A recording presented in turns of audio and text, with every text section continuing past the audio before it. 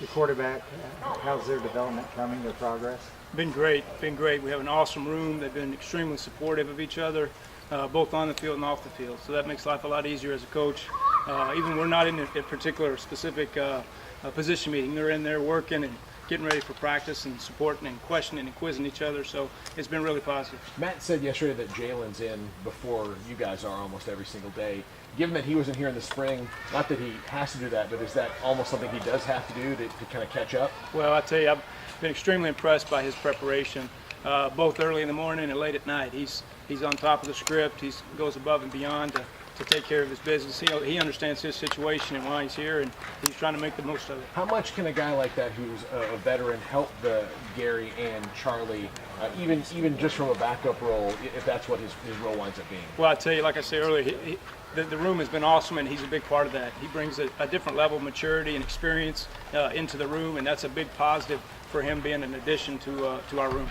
What are you seeing from Charlie right now? A sense of confidence, some familiarity with what's going on, a comfort level on the field as far as he's seen that before. You know, as a quarterback, the more reps and the more things that you see, the more comfort that you have and how to react in the proper way. So the more things that he's seeing at him, he has more experience to draw from to react appropriately. How do you know about his emotions? He seems to be as programmed from his family, the quarterback history. Can you tell, does the fire burn quietly inside of him? No question, no question. He's a competitor, he's fiery, and he takes it serious. Now that being said, he has an even kill personality, which I think is important as a quarterback, you know, because we talk about, you know, playing the next play. You know, what is the purpose of this play? Whether good or bad, what had happened, what do we need to do moving forward? So, you know, it's kind of a what's next mentality. That's one of the things we talk about as a team, and he does that well. 7 or 8 practices in, is Jalen getting it better? I mean, is he kind of getting more comfortable with the offense? Yeah, I think so. Like I say, that preparation that he's put in, the work that he's put in, both pre-practice and post-practice, really pays dividends on the field. And I would say that with all of them. I think as the further we go along, the more comfort level they're all getting within the offense. How much did his arrival help push? He talked about the veteran leadership experience. Well, how much does his arrival help push the level of play in your quarterback? Well, I think that's a combination of things. I think it's not only him, but I think it's Gary. I think it's Preston Hurd and Charlie himself. I mean, they all push each other. Coach Rule, he talks about it every day. It's all about practice, right? We're always competing. Everything counts. Be at your best at every opportunity. And I think that mentality and that theme within the team on a daily basis creates that competition as well. Do you see the quarterbacks developing chemistry with the receivers at this point? Is that what you're looking for right now? Yes and no. I think there's a combination of all that. You know, we have to have combinations not only within, say, the first group, second group, but also the first and the third group. You know, there's so many numbers that are out there. We just have to have guys in the right place, and from a quarterback position, where I need to go when I need to be there. How much does a redshirt rule change what you might do with a young quarterback that otherwise might redshirt? Do you take advantage of that if you can? I don't even think that's in the mindset, to be honest with you. I mean, like I say, practice is everything. So we're taking that approach every day. Every day as a starter. If you're in there with the third group, the first group, whatever, that you're in there and your expectations to be the best that you can be. So that's the approach we take, and it's not necessarily what's going to happen in 2 weeks or 2 months. It's like, let's go be the best we can be at that particular practice. Could you see better arm strength from Charlie right now? I can. Yeah, I can. I think he had a rest period through the summer where he was able to build some mass, and I think there is an increased arm strength. So it's been good to see. Could you see Jalen McClendon being used in some like goal line packages? I tell you, we're very fortunate. We have a lot of versatility at that position. So the creativity that can happen not only with him but a lot of guys leaves the window open for a lot of things for sure.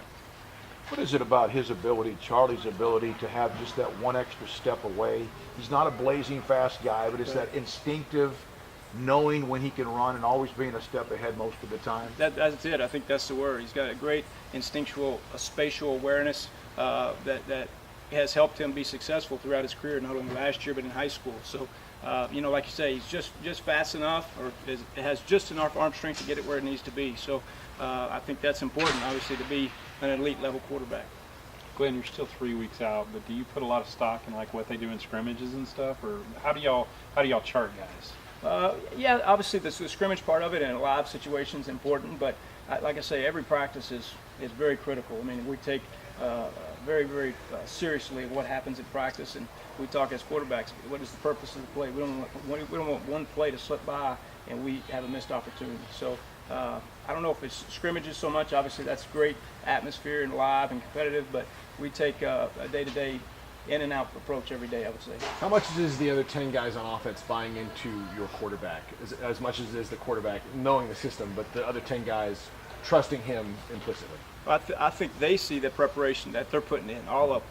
Like I say, they're walking by the meeting room and they see them all in their work and trying to be their best at every opportunity. So that in itself gives those guys credibility that when we come on the practice field, they know what they're doing and they're going to do their job. So that creates that competitive edge for other positions to come in and take care of their business. And that being said, other positions have done that. They've been leaders to the quarterbacks as well, so that's been positive.